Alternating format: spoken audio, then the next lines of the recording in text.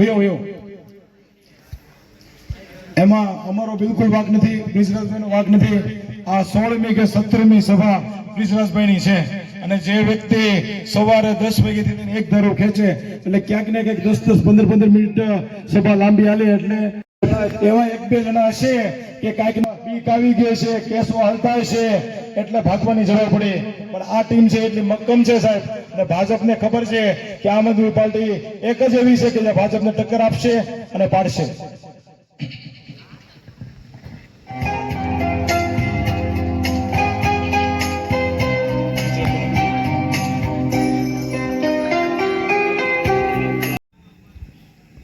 મહુવા તાલુકાના મોટી ઝાગધાર મુકામે આદમી પાર્ટી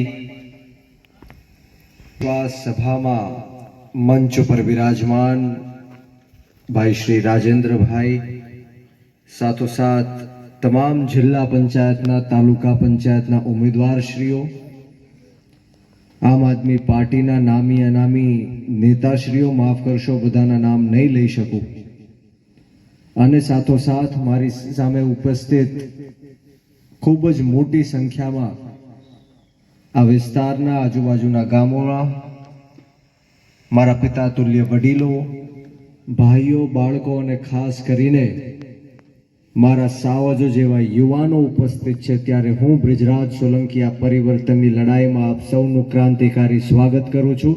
આપનો ખૂબ ખૂબ આભાર વ્યક્ત કરું છું.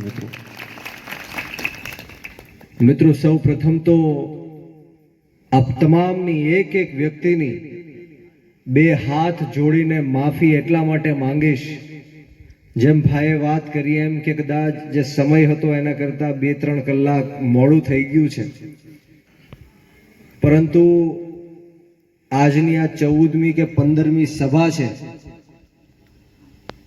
ગળું બોલી ગયું છે, બોલી શકાતું નથી, પરંતુ આપ સૌને જોઈને એક તાકાત આવે છે, એક ઉમંગ, એક જુસ્સો, એક જુનૂન આવે છે. એટલા માટે આપ સૌની હું પહેલા તો માફી માંગીશ કે 11 કરતા પણ વધારે વાગ્યા છે, છતાં પણ આપ સૌ આમ આદમી પાર્ટીને સમર્થન આપવા માટે, આમ આદમી પાર્ટીની વાતો સાંભળવા માટે અહીંયા ઉપસ્થિત થયા છો. બધા જમીને આવ્યા છો ને? કેટલા લોકો જમીને આવ્યા છે? અમે લોકો ભૂખ્યા છીએ. બપોરે કદાચ 3 વાગે જમ્યા હતા, એના પછી અન્નનો દાણો નથી નાખ્યો મોઢામાં, ખાલી પાણી ઉપર છીએ. છતાં પણ વિશેષ આભાર લોકોની સુખાકારી મહેનત કરી રહી છે. મિત્રો, મારી વાતની શરૂઆત આપણી ભારત માતાના જય ઘોષથી કરીશ, તો બોલો ભારત માતા કી જય. દોસ્તો, આ કદાચ મારી 15મી સભા છે, છતાં પણ મારા અવાજમાં ફેર નથી પડ્યો, પરંતુ એટલો મોડો હોંકારો મને તો નહીં હાલે. બંને હાથ ઉપર કરી મુઠ્ઠી વાળી અને તાકાતથી બોલવાનું છે, ભારત માતા કી, ભારત માતા કી જય. જવાન, જય જવાન. ખૂબ ખૂબ આભાર. મિત્રો, વિશેષ વાતો નથી કરવી, સમય ખૂબ જાજો થઈ ગયો છે, પરંતુ એટલું ચોક્કસપણે કહીશ કે અહીંયા હું તમારા મત માંગવા માટે નથી આવ્યો, અહીંયા હું કોઈ ભાષણબાજી કરવા માટે નથી આવ્યો, કોઈ સલાહ સૂચન આપવા માટે નથી આવ્યો. અહીંયા મંચ ઉપર બેઠેલા જે વડીલો છે, મારી સામે જે બધા બેઠેલા વડીલો છે, મારી જેટલી ઉંમર છે એમની કરતા વધારે ઉંમરનું એમનું વર્ષોનું રાજકારણ હશે, એટલે હું બહુ લાંબી ટૂંકી વાત નહીં કરું, નાના મોઢે મોટી વાત નહીં કરું, પરંતુ ખાસ મારે તમને એ કહેવાનું કે છેલ્લા 30 વર્ષથી ગુજરાતની અંદર ભારતીય જનતા પાર્ટીનું શાસન છે. આપણે સૌ હજારો કરોડો રૂપિયાનો ટેક્સ ચૂકવીએ છીએ આ સરકારને.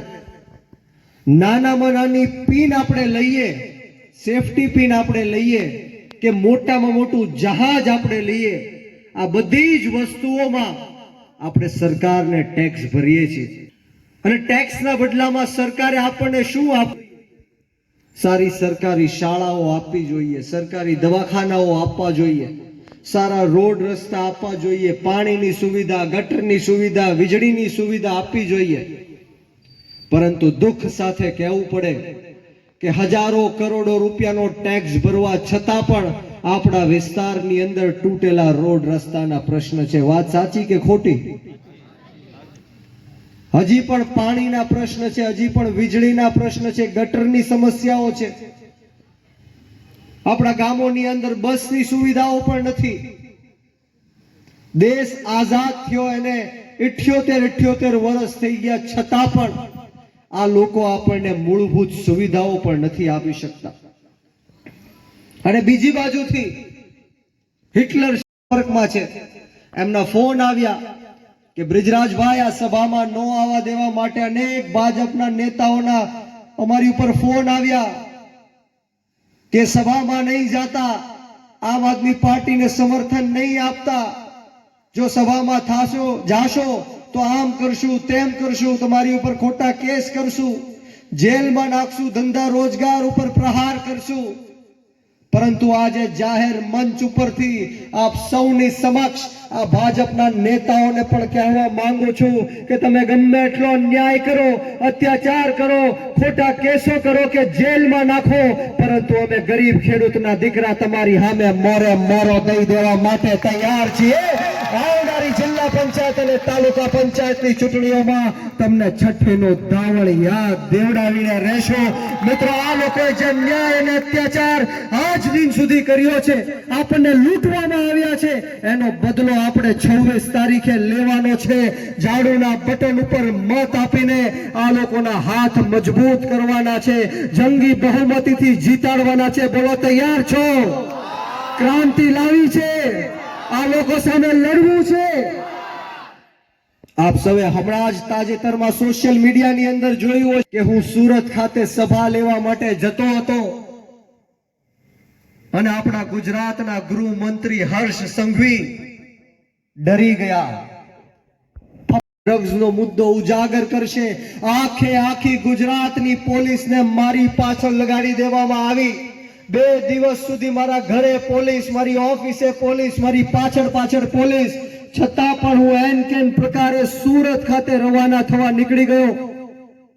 પરંતુ 25 થી 30 પોલીસ અધિકારીઓએ, એમાં પીઆઈ પણ આવી ગયા, પીએસઆઈ પણ આવી ગયા, ડીવાયએસપી પણ આવી ગયા, મારી ભરૂચ ખાતેથી અટકાયત કરી, મને ડિટેન કર્યો, મને અરેસ્ટ કર્યો, મને 42 કલાક સુધી પોલીસ સ્ટેશનમાં ગેરકાનૂની રીતના ગોંધી રાખ્યો.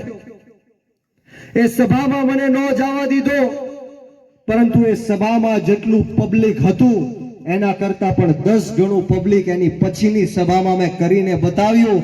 અને ડોક્ટર બાબા સાહેબ ભીમરાવ આંબેડકર જેની એક કલમ 100 તલવારને બરાબર હતી, એ સંવિધાનની અંદર ધર્મ નિરપેક્ષતાની વાત કરી, સમાનતાની વાત કરી. પરંતુ દુઃખ સાથે કહેવું પડે કે જ્યારે પણ ચૂંટણીઓ આવે ત્યારે આપણને ભ્રમિત કરવા માટે હિન્દુ મુસલમાનની વાત કરવામાં આવે. વાત સાચી કે ખોટી? જ્યારે પણ ચૂંટણીઓ આવે ત્યારે મંદિર મસ્જિદની વાત લઈને આવે, કબ્રસ્તાન સ્મશાનની વાત લઈને આવે, બાંગ્લાદેશ અને પાકિસ્તાનની વાત લઈને આવે. પરંતુ હર હંમેશ જાહેર મંચ ઉપરથી હું કહું છું કે બ્રિજરાજ સોલંકી દેશના વડાપ્રધાન નરેન્દ્ર મોદીને હિન્દુ નથી માનતો. બ્રિજરાજ સોલંકી છે, એલેના નામની કંપની છે જે બીફ એક્સપોર્ટિંગ કરે છે, એટલે કે ગૌ માંસને બીજા દેશોમાં વેચે છે. એ એલેના નામની કંપની પાસેથી આ ભાજપાઈઓએ, આ નરેન્દ્ર મોદીએ 550 કરોડ રૂપિયાનું ચૂંટણી ફંડ લેવાનું કામ કર્યું. બોલો, વિચારો, 550 કરોડ રૂપિયાનું જે ગૌ માંસની હત્યા કરે છે, બીફ એક્સપોર્ટિંગ કરે છે, એ કંપની પાસેથી 550 કરોડ રૂપિયાનું ચૂંટણી ફંડ લીધું છે. બોલો, આ લોકોને મત અપાય? હિન્દુત્વના નામે, ગૌ માતાના નામે આપણા યુવાનોને નેતાઓએ મંદિર તોડ્યા છે. મિત્રો, આપણે સૌએ જાગૃત થવાની જરૂર છે. હું હર હંમેશ કહું છું કે આપણા ભારત દેશને જો કોઈ બચાવી શકે તો એ એક વ્યક્તિ બચાવી શકે. માત્ર એક જ વ્યક્તિ આ ભારત દેશને બચાવવો હોય તો બચાવી શકે. કોઈને ખ્યાલ છે કોણ? કોને ખ્યાલ છે? નરેન્દ્ર મોદી. વાત ભાઈની સાચી છે, હું સહમત છું. કઈ રીતના? આ ભારત દેશને બચાવવો હોય તો એ નરેન્દ્ર મોદી બચાવી શકે. તાત્કાલિક ધોરણે જો નરેન્દ્ર મોદી પ્રધાનમંત્રીની ખુરશી ઉપરથી રાજીનામું આપે તો આ દેશ બચે, બાકી બચે એમ નથી. તમે વિચારો આજે આપણા ખેડૂતોની હાલત શું છે? કઠણાઈ છે. મારે તમને કહેવાની જરૂર નથી. અહીંયા મોટા ભાગના લોકો ખેતી સાથે સંકળાયેલા છે. ખાતર માટે લાઈનમાં ઊભું રહેવું પડે, ખાતર મળતું નથી. પરંતુ દારૂના બાટલા હોમ ડિલિવરી થાય છે. વાત સાચી કે ખોટી? તમને બધાને ખબર છે? મિત્રો, ગરીબ સમાજ, જ્ઞાતિ અને ધર્મના લોકોને ગરીબ રાખવાનું કામ આ સરકારે કર્યું છે. આપણી જેવા પછાત સમાજ લોકોને પછાત રાખવાનું કામ આ સરકારે કર્યું છે. હવે આપણે આપણી આત્મા જગાડવી પડશે. આપણા બાળકોના ભવિષ્ય માટે, ખેડૂતોના હક અધિકાર અને ન્યાય માટે, મહિલાઓની સુરક્ષા માટે આપણે સૌએ આમ આદમી પાર્ટીમાં જોડાઈને ક્રાંતિ લાવવી પડશે. મારે તમને કહેવું છે કે 2023માં માત્ર એક વર્ષની અંદર, એક વર્ષમાં 365 દિવસ આવે. 365 દિવસમાં 9000 કરતા પણ વધારે નિર્દોષ ગુજરાતીઓએ આત્મહત્યા કરી છે. બોલો.